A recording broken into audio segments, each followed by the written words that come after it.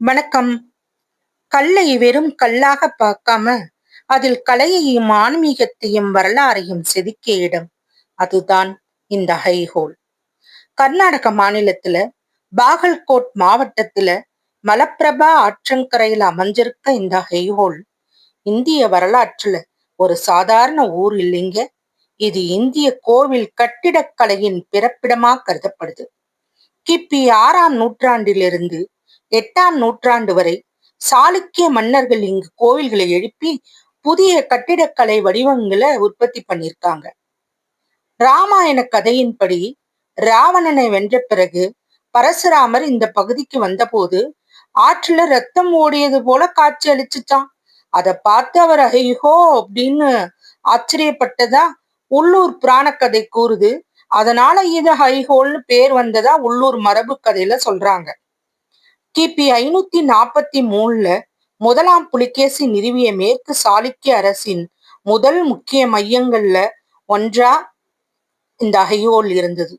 அதற்கு பின்னர் முதலாம் கீர்த்திவர்மன், மங்களேசன், 2ஆம் புலிகேசி ஆகிய மன்னர்கள் இந்த நகரத்தை மேலும் செழிக்க செஞ்சிருக்காங்க.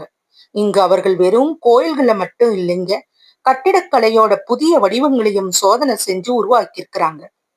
இன்னைக்கு நம்ம காணும் திராவிட நாகரிகங்கள் நாகரா, வேசரா போன்ற கோவில் பாணிகள் முழுமையா உருவாகிறதுக்கு முன்னாடியே அதோட ஆரம்ப வடிவங்கள் முதல்ல ஐஹோலில் தான் உருவாக்கப்பட்டது. அதனால வரலாற்று ஆய்வாளர்கள் ஐஹோலை கிரேடில் ஆஃப் இந்தியன் டெம்பிள் ஆர்கிடெக்சர் அப்படின்னே அழைக்கிறாங்க. ஹைஹோல்ல பாத்தீங்கன்னா தற்போது 120க்கும் மேற்பட்ட கோவில்கள் இருக்கு.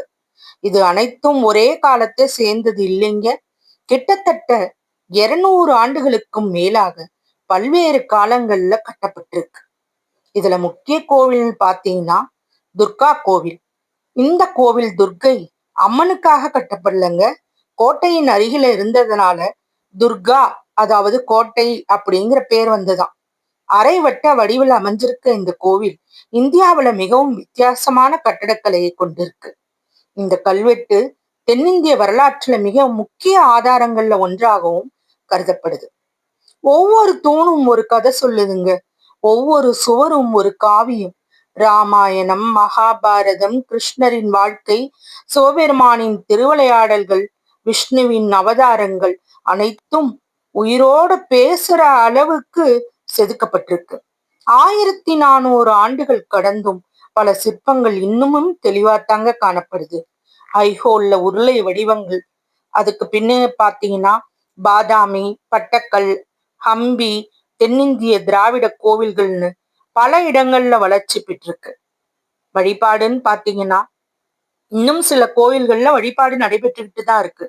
பல கோவில்கள் இந்திய தொல்லியல் துறையால பாதுகாக்கப்படுது. இந்த சுற்றுலா சிறப்பு என்னன்னு பாத்தீங்கன்னா புகைப்பட கலைஞர்களோட சொர்க்கம்னு சொல்லலாம். வரலாற்று ஆராய்ச்சியாளர்களோட ஆய்வு கூடம் இது. கட்டடக்கலை மாணவர்களின் திறந்த வகுப்பறை. நண்பர்களே, நாம இன்னைக்கு பாக்குற இந்த பிரம்மாண்டமான கோவிலோட கதை 1000 ஆண்டுகளுக்கு முன்பே ஐஹோல்ல தொடங்கிடுச்சு. ஒவ்வொரு கல்லிலும் ஒரு சிற்பம், ஒவ்வொரு சிற்பத்திலும் ஒரு வரலாறு, ஒவ்வொரு வரலாற்றிலும் ஒரு நாகரீகம் மறைஞ்சிருக்கு. அதனால் தான் ஐஹோல் இந்திய கோவிலோட கட்டிடக்கலையின் தொட்டில் என்ற பெருமையை இன்னைக்கும் தக்க வச்சிருக்கு. இந்த மாதிரியான கலைநயத்தோட முழுமையான வரலாறு அடுத்த வாரமும் உங்களுக்கு ஹம்பியோட வரலாறா தொடரும். இங்க ஆனா இன்னும் பாக்குறதுக்கு என்னன்னா நிறைய சிற்பங்கள் இங்க சிதிலமடைஞ்சிருக்கு. இந்த இஸ்லாமிய போர் எடுப்பு நடந்ததுனால எல்லா இடங்கள்லயுமே கோவில்கள் சிலைகள்லாம் பாத்தீங்கன்னா பார்க்கும்போதே உங்களுக்கு தெரியும். தலை, மார்பு, கைகள், மூக்கு, நம்மளோட நந்தி தேவர்ல நந்தி இப்படின்னு தலைகள் எல்லாம் கொய்து இருக்கிறாங்க, சிதிலமடைய செஞ்சிருக்கிறாங்க.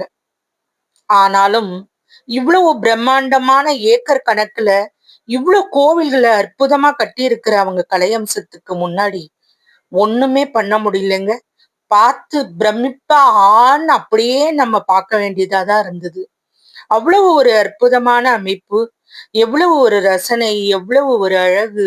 ஆஹா, இதையெல்லாம் பார்க்கறதுக்கு நம்மளுக்கு ஒரு பிறவி போவாது போல.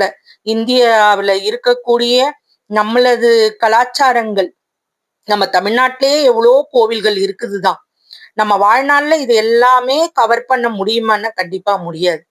ஆனாலும் எனக்கு சிற்பக்கலையின் மேல இருந்த ஈடுபாடும் வரலாற்றின் மேல இருந்த ஆர்வத்தினாலையும் தான் நான் இங்க போக நேர்ந்தது.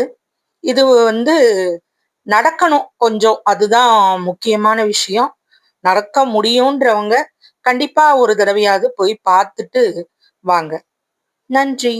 வசி விலாக்ஸ் சேனலை சப்ஸ்கிரைப் பண்ணாம பார்க்குறவங்க சப்ஸ்கிரைப் பண்ணுங்க, லைக் பண்ணுங்க, ஷேர் பண்ணுங்க. நன்றி.